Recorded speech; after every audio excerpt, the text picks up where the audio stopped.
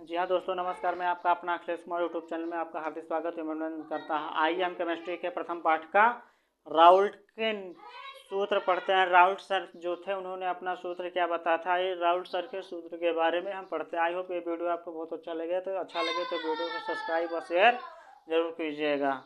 और वीडियो बनाने में बहुत मेहनत लगता है, तो कृपया मुझे सपोर्ट कीजिए।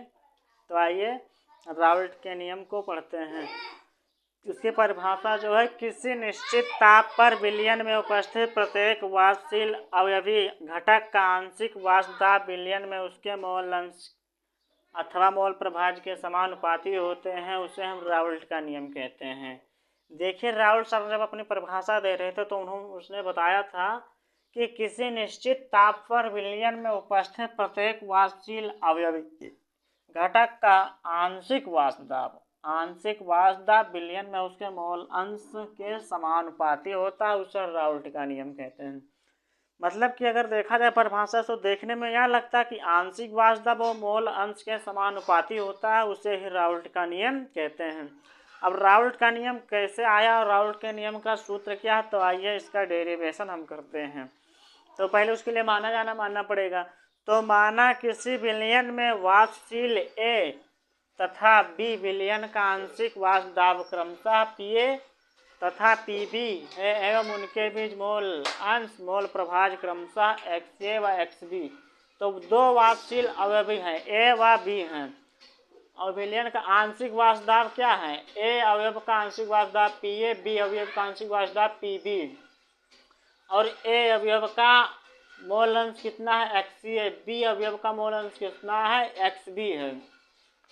तो जब एक्सबी है तो अब आइए अब उसके नियम को, उसका नियम कैसे आया है उसके बारे में हम पढ़ते हैं।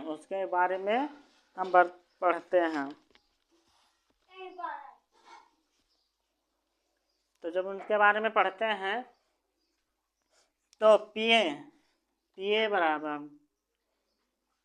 पीए समानुपाती एक्सए। इसी तरह इधर पीबी समानुपाती एक्सबी। अब जब इस समानुपाती को हटाएंगे तो एक नियतांक जुड़ जाता है। क्या नियतांक जुड़ता है देखते हैं। अब इसके स्थान पर हो जाएगा पी नॉट ए एक्सए और पी बी। अभी जब इस समानुपाती को हटाएंगे तो यहाँ पर P naught B x B समानुपाती हो जाएगा। P naught B x B समानुपाती, जहाँ पी ए व पी बी शुद्ध अवस्था का वाष्प दाब है। शुद्ध अवस्था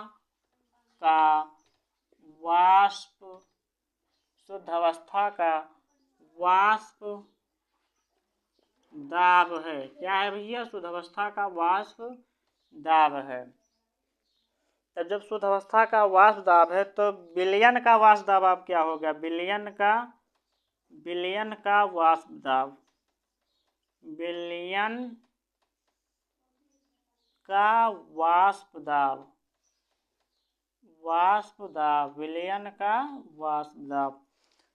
तो P बराबर पीए प्लस पीबी, यानी जब विलयन का वाष्प दाब ज्ञात करेंगे यानी कुल वाष्प दाब, तो P क्या है, P कुल वाष्प दाब है। तो Pa प्लस Pb, अब यहाँ पर Pa का मान क्या है, Pa का मान ये है और Pb का मान ये है, उसको रख को जोड़ देंगे तो P कुल बराबर Pa का मान कितना है, P naught A x A plus P naught B x B. अब हो गया। अब इसको बाद अब आगे यहाँ से करते हैं। तो बी नो डेट हम जानते हैं, के नो डेट हम जानते हैं। हम क्या जानते हैं कि एक्सए प्लस एक्सबी बराबर 1।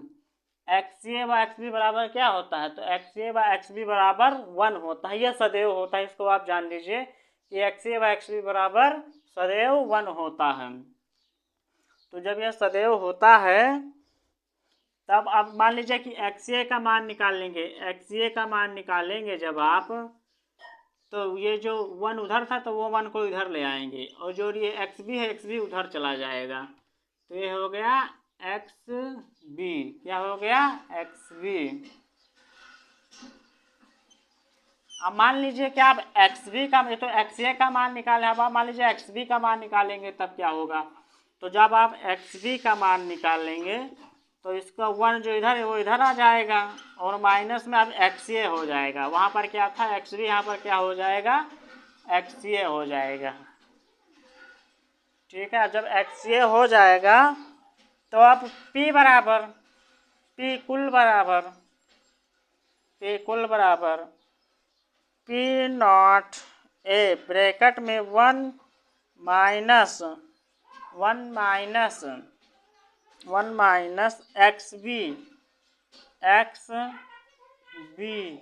ब्रैकेट बंद, P naught B x B. अब जब P naught B x B, अब जो यहाँ पर 1 माइनस एक्स बी आया है वह कहाँ से आया है भैया? यही तो एक्स के स्थान पर रखे हैं, इसी के स्थान पर हम रख दिए हैं 1 माइनस एक्स बी। जो ये मान निकाले इस मान को यहाँ पर रख दिए। अब पी कुल बराबर अब इसका पी नॉट ए का हम इसके अंदर गुणा कराएंगे, तो पी नॉट ए का जब गुणा कराएंगे तो पी नॉट ए बन जा पी नॉट ए, माइनस से माइनस लगाएंगे। अब पी नॉट ए का एक्स बी के साथ गुणा कराएंगे तो P naught A x B. अब ब्रैकेट खुल गया। अब इसके बाद जो यहाँ है यहाँ हो जाएगा plus P naught B x B, यहाँ पर प्लस था तो प्लस लगा है P naught B x B. अब यहाँ से देखिए आपको कुछ कॉमन लग रहा होगा, जैसे कॉमन इन दोनों में कॉमन क्या है? पी नॉट ए कॉमन है, तो कॉमन को बाहर कर लेंगे तो पी कुल बराबर पी नॉट ए। ठीक, अब इन दोनों में कॉमन क्या है? तो इन दोनों में एक्स बी कॉमन है प्लस एक्स बी कॉमन है। तो जब एक्स बी जब कॉमन है तो एक्स बी को निकाल लिया ब्रैकेट में। अब जो कॉमन नहीं उसको क्या है रख देंगे, उसको अंदर रख लेंगे। तो उसको जब अंदर कर देंगे तो P naught B minus P naught ए, और यही राउल्ट सर का सूत्र है। राउल्ट सर का सूत्र यही है, देख लीजिए आप ध्यान से लीजिए।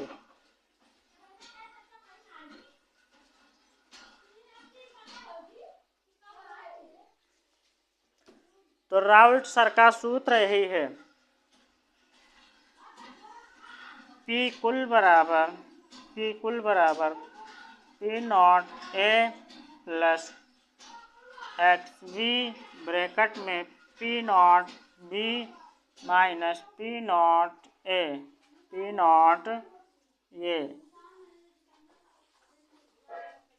ये राउल्ट सर का सूत्र है। राउल्ट सर का सूत्र ही है, तो यही राउल्ट सर का सूत्र है। अब यहाँ से कैसे है राउल्ट सर का सूत्र, तो आइए समझाते हैं। पी ए समानुपाती एक्स ए। अब जब इस समानुपाती को हटाएंगे तो एक कांस्टेंट आ जाता है पी नॉट ए, तो पी ए बराबर पी नॉट ए एक्स ए। इसी तरह बीच में देखेंगे तो पी नॉट बी समानुपाती को हटाएंगे तो पी बी बराबर पी नॉट, इस समानुपाती के स्थान पर पी नॉट बी और एक्स बी आ जाता है। जहाँ पी ए व पी बी शुद्ध अवस्था का वाष्प दाब है, तो विलयन का वाष्प दाब बराबर होता है पी कुल बराबर P naught plus P A plus P B. और पी ए का मान कितना है? पी नॉट ए, तो P naught A x A यहाँ पर रख देंगे, और पी बी का मान क्या है? P naught B x B यहाँ पर रख दिए हैं। अब वही का बिनो डेट हम जानते हैं कि x A plus x B बराबर सदैव 1 होता है। तो एक्स ए बराबर 1 माइनस एक्स बी होता है। मान लीजिए एक्स बी का मान निकालेंगे तो एक्स बी बराबर हो जाइए, इधर आ जाएगा तो 1 और इधर चला जाएगा तो माइनस, ये हो जाएगा। अब वही एक्स के स्थान पर यही रख देते हैं, तो पी कुल बराबर पी नॉट ये। अब एक्स के स्थान पर जो निकल के आया है इसको हम रख दिए 1 minus X B plus P naught B x B. अब पी कुल बराबर पी नॉट ए माइनस, इससे गुणा कराएंगे तो पी नॉट ये आएगा। अब इसको इससे गुणा कराएंगे तो P naught A X B आ जाएगा। अब इसको प्लस है तो plus P naught B x B रख देंगे। अब यहाँ पर देखेंगे कामन क्या है, तो पी नॉट ये कामन, उसको बाहर कर दिए। इसमें कामन क्या एक्स बी कामन है तो उसको बाहर कर दिए, ठीक है। अब ब्रैकेट में जो कामन नहीं उसको बचा, क्या क्या बचा, पी नॉट बी बचा है, पी नॉट बी बचा है और माइनस में पी नॉट ए बचा है, तो इसको हमने यहाँ पर रख दिया। और राउल्ट सर का सूत्र यही है। राउल्ट सर का सूत्र अगर कोई आपसे पूछे क्या तो पी कुल बराबर P naught A x B bracket में P naught B minus P naught A, यही राउल्ट सर का सूत्र है। राउल्ट सर का सूत्र यही है। तो ठीक है, बने रहिए। फिर राउल्ट सर का नियम के बारे में और बताते हूँ। हाँ, अब राउल्ट का नियम की सीमाएं, यानी राउल्ट का नियम कहाँ कहाँ लागू होता है और राउल्ट सर का नियम कहाँ कहाँ लागू नहीं होता है, तो आइए उसको हम बताते हैं। तो राउल्ट का नियम केवल तनु विलयनों के लिए लागू होता है। नंबर 1 इसमें लिखा है कि राउल्ट का नियम कहाँ लागू होता है, तो राउल्ट का नियम केवल तनु विलयनों के लिए लागू होता है। और राउल्ट का नियम उन विलयनों के लिए लागू नहीं होता है जो विशेष विलयन में संगुणित या वियोजित होते हैं, यानी जो आयनों में मतलब जो विभक्त हो जाते हैं वहाँ पर राउल्ट का नियम लागू नहीं होता है। विलय की विलायक के साथ अन्योन्य क्रिया होने पर, यानी विलय की विलायक के साथ अगर अन्योन्य क्रिया हो जाती है तो भी यह नियम लागू नहीं होता है। अब राउल्ट का नियम केवल अवातशील विलय से युक्त विलयनों के लिए ही लागू होता है। तो राउल्ट का नियम 2 जगह पर लागू होता है। एक पहला, राउल्ट का नियम केवल तनु विलयनों के लिए लागू होता है, और दूसरा कहाँ, राउल्ट का नियम केवल अवातशील विलयनों से मुक्त के लिए लागू होता है, यानी यहाँ पर लागू होता है। और इन दोनों पॉइंट पर राउल्ट का नियम लागू नहीं होता है। तो आप बता दें कि राउल्ट का नियम यहाँ पर लागू होता है और यहाँ पर लागू होता है, लेकिन इन दोनों पर राउल्ट के नियम का पालन नहीं किया जाता है। तो आप लोग आई होप समझ गए होंगे।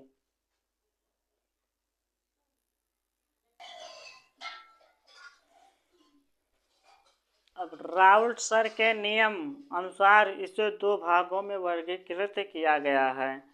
तो नंबर 1 में आदर्श विलयन, नंबर 2 है अनादर्श विलयन। अब आदर्श विलयन किसे कहते हैं, वह विलयन जो राउल्ट के नियम का पालन करते हैं उसे हम आदर्श विलयन कहते हैं।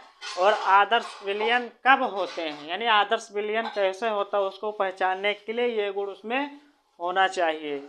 जब दोनों की संरचना समान हो, जब दोनों की संरचना समान हो तो वो आदर्श विलयन है। जब दोनों के अंतराण्विक आकार समान हो, जब दोनों के बीच अणुओं का आकार क्या हो, समान हो, जब दोनों का अंतराण्विक बल समान हो, तब राउल्ट का नियम पर इसे आदर्श विलयन में श्रेणी में यह आएगा। उदाहरण, अब जैसे आदर्श विलयन का उदाहरण बताइए, तो जब आदर्श विलयन का उदाहरण पूछा जाएगा पेपर में आपको तो बताएंगे बेंजीन व टाइलून का मिश्रण। नंबर 1 हो गया बेंजीन व टाइलून का मिश्रण। नंबर 2 आपका हो गया CL6 व CCl4 का मिश्रण। और नंबर 3 में आपका हो जाएगा N हेक्सेन व N हेप्टेन का मिश्रण। तो बेंजीन व टाइलून का मिश्रण C6Cl6 व CCl4 का मिश्रण, N हेक्सेन व N हेप्टेन का मिश्रण। तो अच्छा, मुझे लग रहा है कि आपको यहाँ समझ में आ रहा होगा।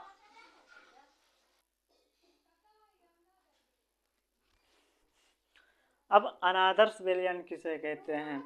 वह विलयन जो राउल्ट के नियम का पालन नहीं करते हैं उसे अनादर्श विलयन कहते हैं। जो राउल्ट के नियम का पालन नहीं करते हैं उसे हम अनादर्श विलयन कहते हैं। अनादर्श विलयन दो प्रकार के होते हैं। अनादर्श विलयन कितने प्रकार के होते हैं? तो अनादर्श विलयन दो प्रकार के होते हैं। नंबर 1 है धनात्मक विचलन और नंबर 2 है ऋणात्मक विचलन। अब राउल्ट के नियम का धनात्मक विचलन क्या होता है इसको हम यहाँ पर बता रहे हैं। तो राउल्ट के नियम का धनात्मक विचलित प्रदर्शित करने वाले विलयन, तो उसके लिए हम कुछ लिखे हैं माना जाना, उसको माना जाना पड़ता है क्योंकि भाई 12th है तो उसमें माना जाना लिखोगे तो आपको फुल का फुल नंबर मिल जाता है, इसमें एक भी नंबर काटा नहीं जाता, इसलिए इसको लिखा जाता है। इन विलयनों में प्रत्येक घटक ए व बी का वाष्प दाब राउल्ट के नियमानुसार वाष्प दाब से अधिक होता है, जिसके कारण विलयन में अब अधिक होने के कारण विलयन में ए व बी अणुओं के बीच आकर्षण बल का मान कम हो जाता है। आकर्षण बल का मान क्या हो जाता है? आकर्षण बल का मान कम हो जाता है। क्या हो जाता है? आकर्षण बल का मान कम हो जाता है। तब इसके लिए अब हम इसका चित्र बनाते हैं। राउल्ट के नियम का क्या बनाएंगे भैया? राउल्ट के नियम का अब हम चित्र बनाएंगे। तो राउल्ट के नियम का हम चित्र ऐसे बनाएंगे। किसके? धनात्मक विचलन के लिए राउल्ट के नियम का ये हम बनाते हैं चित्र। इसको थोड़ा और बड़ा कर लेते हैं।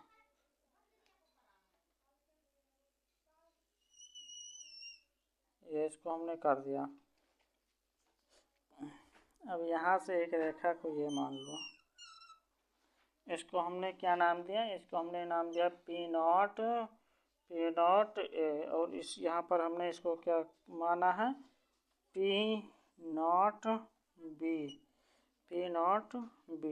अब इस रेखा को यहाँ पर मिला देते हैं, इस रेखा को यहाँ पर मिला देते हैं और इस रेखा को यहाँ पर मिला देते हैं, यहाँ पर मिला देते हैं। तब ठीक है, एक्स ये यहाँ एक्स ये बराबर 0 और एक्स बी बराबर 1, यहाँ पर एक्स ये बराबर 1, एक्स बी बराबर 0, एक्स बी बराबर 0।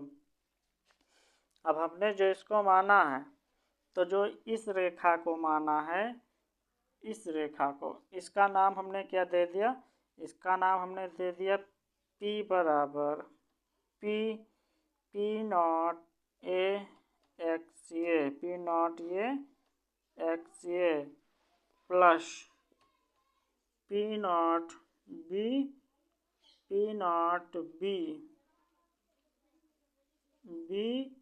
X B. इस रेखा को हमने नाम ये दे दिया। और इस रेखा जो यहाँ से P नॉट ये से इस कोने पर आई है, इस रेखा का हमने नाम क्या दिया? इस रेखा का हमने नाम दिया P बराबर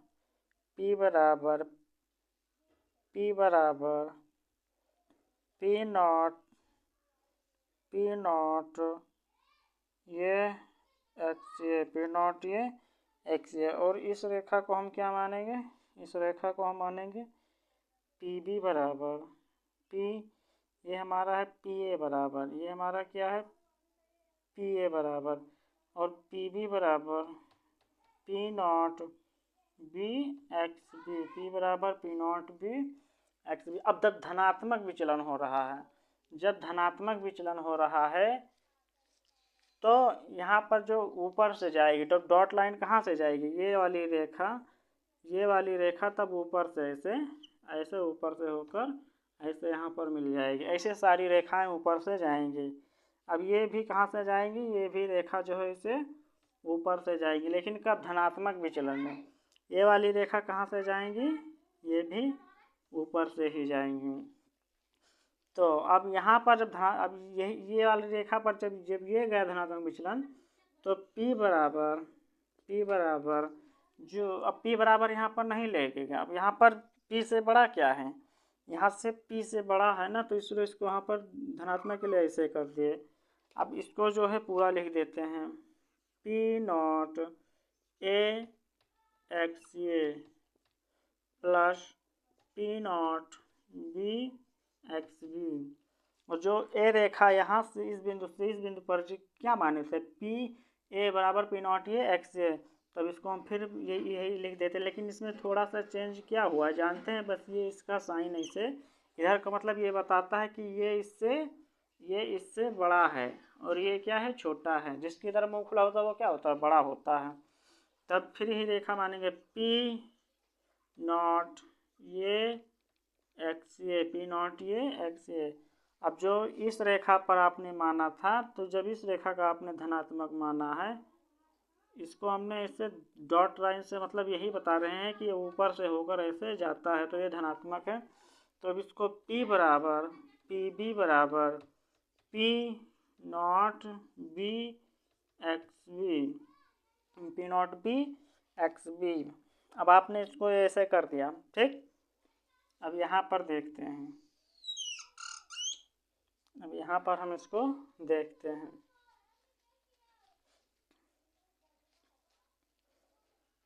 तो यहाँ पर पी ए बराबर P A is greater than P naught A x A, P naught A x A. और पी बी क्या है, पी बी भी बड़ा है, P naught B x B. ये आपका हो गया पहला, ठीक है। इसी प्रकार दूसरा आपका क्या होगा, दूसरा आपका होगा P is greater than P A plus P A plus P B. तब पी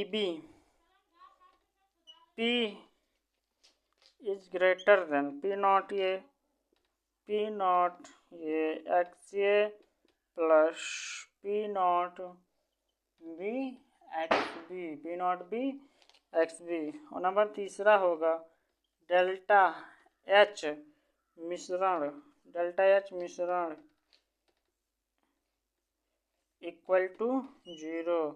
नंबर चौथा होगा डेल्टा बी मिश्रण इक्वल टू बी मिश्रण इक्वल टू नहीं, ये इधर को सब ऐसे इधर का मान ये रहेगा, equal two is greater than 0। अब इसका हम उदाहरण लेते हैं। अब इसका हम क्या लेते हैं भैया, तो इसका हम उदाहरण लेते हैं। उदाहरण जैसे अब यहाँ पर हम उदाहरण दे रहे हैं, उदाहरण का मतलब जैसे नंबर 1 है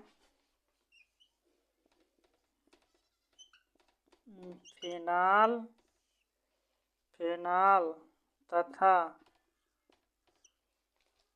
एथेनॉल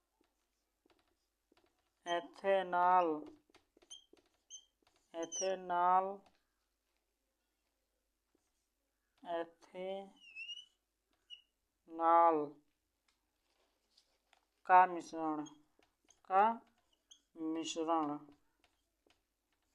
इसी प्रकार आपका दूसरा जो उदाहरण है वो हो जाएगा क्लोरोफार्म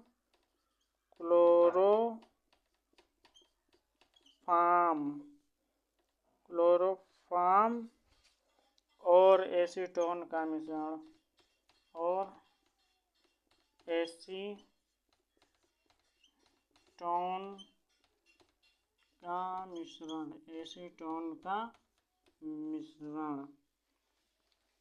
एसीटोन का मिश्रण।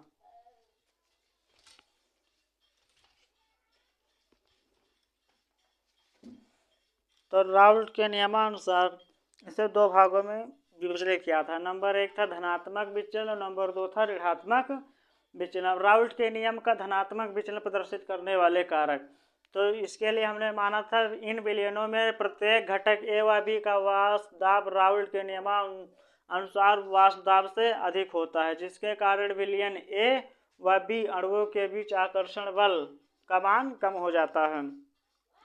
तब इसका आकर्षण हम धनात्मक के लिए ऐसे एक बॉक्स बनाएंगे और एक रेखा को यहाँ से ऐसे बनाएंगे। फिर उसी को वहाँ से लेकर इस छोर पर मिलाएंगे और इसी रेखा को यहाँ से लेकर इस छोर पर बनाएंगे। तो जो इस रेखा ये पी बी और पी नॉट, ये इस रेखा को हमने माना था पी बराबर P naught A x A plus P naught B x B. तो इसको जब धनात्मक विचलन करते हैं, इसे डॉट लाइन से दर्शाते हैं, तो पी का मान ज़्यादा हो जाता है। किससे? P naught A x A plus P naught B x B से पी का मान ज़्यादा हो जाता है। तो धनात्मक विचलन में आपको ध्यान रखना है कि जो ये मान इधर रहेगा, अर्थात इधर का मान ज़्यादा हो जाएगा। अब इसी प्रकार जो आपने इस रेखा को माना था, आपने क्या माना था?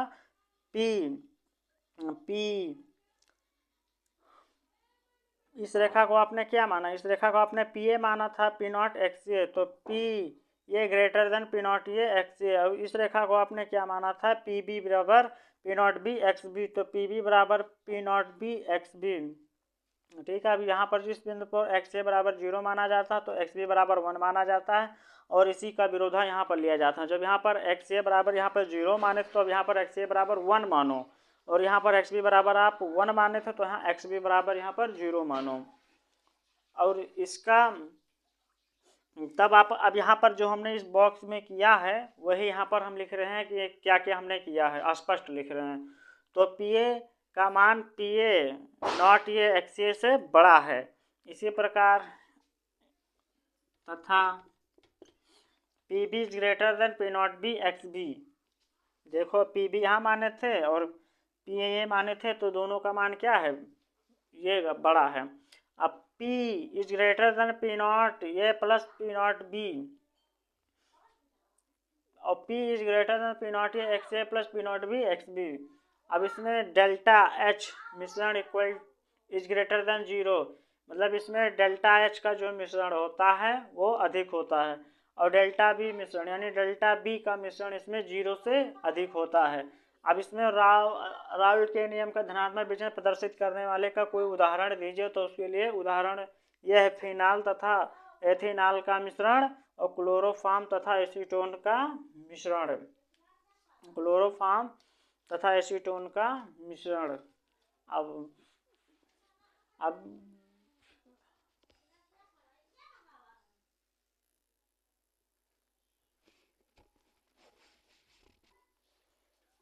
अब राउल्ट के नियम को ऋणात्मक विचलित प्रदर्शित करने वाले विलयन क्या? ऋणात्मक प्रदर्शित करने वाले विलयन राउल्ट के। तो इसमें भी हमने इन विलयनों में प्रत्येक घटक राउल्ट के नियमानुसार घटक ए व बी वाष्प दाब कम होता है, और वहाँ पर धनात्मक में क्या बताया था कि वाष्प दाब अधिक होता है, लेकिन यहाँ ऋणात्मक में वाष्प दाब कम होता है। इसके कारण यहाँ एक विलयन में ए व बी मध्य अणुओं के बल अधिक हो जाता है। ए व बी के मध्य अणुओं के बल क्या हो जाता है? अधिक हो जाता है। अब इसके लिए भी वही जैसे आपने धनात्मक में किया था वैसे आप ऋणात्मक में भी ऐसे करेंगे। तो जब ऐसे करेंगे तो एक रेखा को यहाँ से थोड़ा डाउन और यहाँ से थोड़ा ऐसे उठाकर लिख देते हैं। अब इस रेखा को यहाँ पर ऐसे लाकर मिलाते हैं और इस रेखा को यहाँ से ऐसे ले जाकर मिलाते हैं। ठीक, ध्यान रखें कि ये आपका बिल्कुल जो है थोड़ा ये गलत हो गया है, ये चित्र हमारा गलत हो गया है। इस चित्र को हमें फिर से बनाना पड़ेगा। सॉरी, समय ले रहे हैं इसके लिए आपको खेद है। तो ध्यान रखें कि जो ये आपका जो ये चित्र है, ये चित्र इसको इस तरह बनाइए, यहाँ से थोड़ा झुका रहे और यहाँ पर थोड़ा उठा रहे। अब इस वाले को यहाँ पर मिलाइए और इस रेखा को यहाँ पर ऐसे मिलाइए। अब जैसे आपने धनात्मक में किया था ऐसे ही आप यहाँ पर भी करेंगे कि P बराबर P naught A x A plus P naught B x B, और इस रेखा को आप क्या मानेंगे? P बराबर पी ए बराबर P naught A x A, और इस रेखा को क्या मानेंगे? पी बी बराबर P naught B x B, P naught B x B. P naught B x B. ये चित्र आप देख लीजिए स्पष्ट।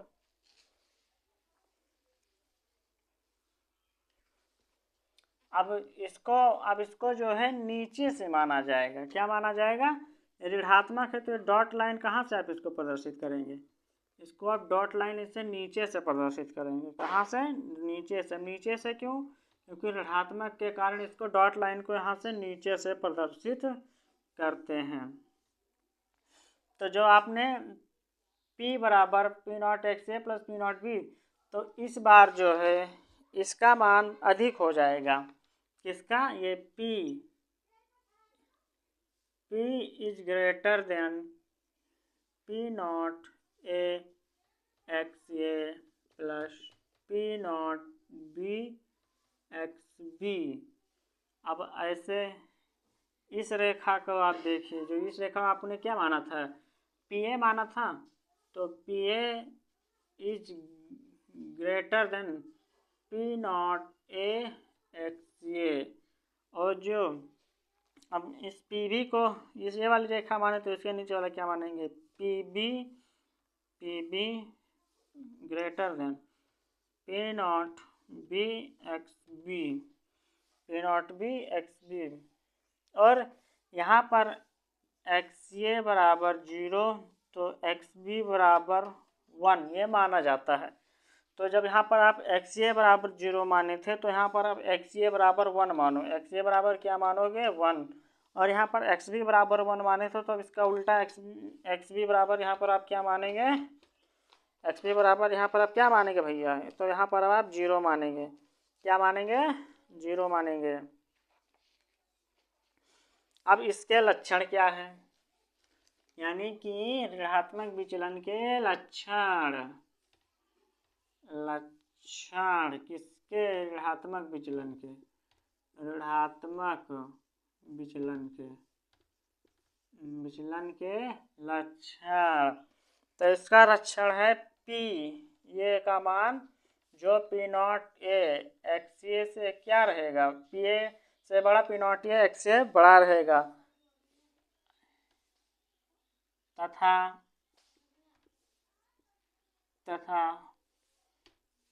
पी बी का मान भी P naught B x B से बड़ा रहेगा। ठीक है। अब ये तो आपका हो गया पहला पॉइंट।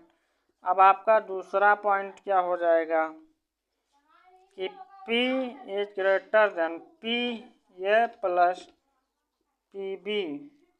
अब जब इसको P A plus P B करेंगे तो P मिश्रण बराबर P naught A x A plus P naught B x B, P naught B x B. और इसमें नंबर तीसरा आपका हो जाएगा डेल्टा एच मिश्रण डेल्टा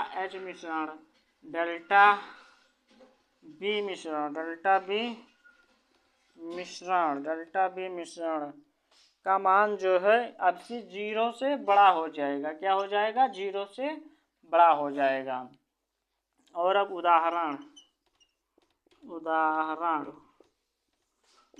में आपको HCl प्लस H2O ये आपका पहला। और दूसरा आपका उदाहरण हो जाएगा CCH Cl3 प्लस C6H6। इसी प्रकार आपका तीसरा उदाहरण हो जाएगा C5H5N प्लस HCOOH।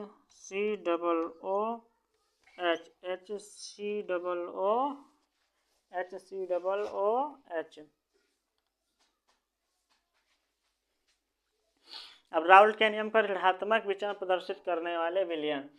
तो इन विलयनों में प्रत्येक घटक राउल्ट के नियमानुसार घटक ए व बी का वाष्प दाब होता है क्या? कम होता है। इसके कारण यह विलयन में ए व बी के मध्य अणुओं का बल अधिक हो जाता है।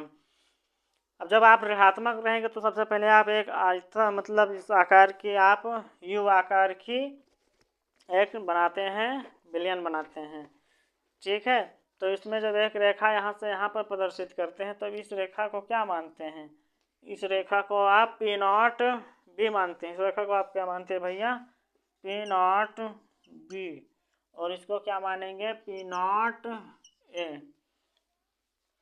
ठीक, तो पी नॉट बी से पी नॉट ए की रेखा आ गई तो उसको क्या माने थे? इस रेखा को आपने क्या माना था? इस रेखा को आपने माना था, जो सीधी रेखा गई है, कि P बराबर P naught A x A plus P naught B x B. तो इसी को जब ऋणात्मक बीचे तो इस बार ये डॉट लाइन से नीचे से ऐसे जाएगा।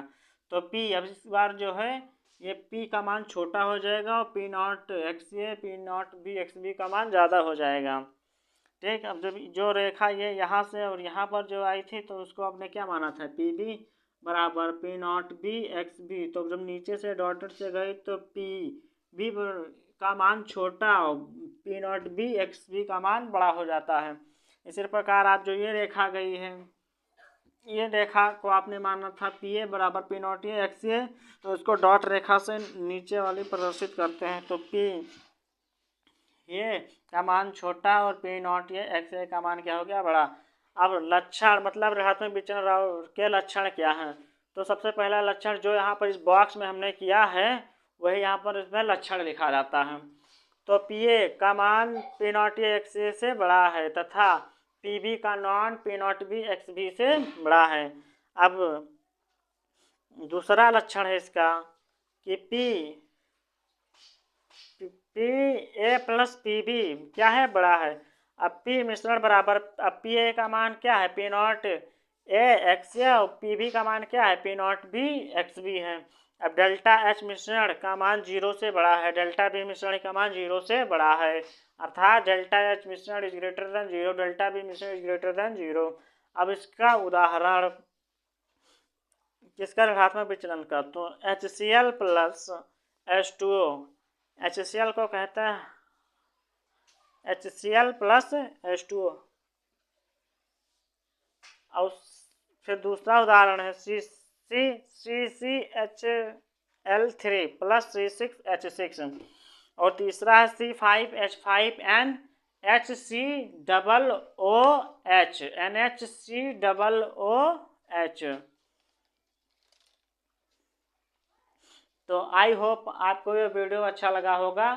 तो प्लीज़ इस वीडियो को ज़्यादा से ज़्यादा शेयर कीजिए और वीडियो को लाइक शेयर सब्सक्राइब जरूर कीजिएगा, क्योंकि वीडियो बनाने में बहुत मेहनत लगता है, इसीलिए आप मेरा सपोर्ट कीजिए। जय हिंद, जय भारत। मिलते हैं फिर नेक्स्ट वीडियो के लिए।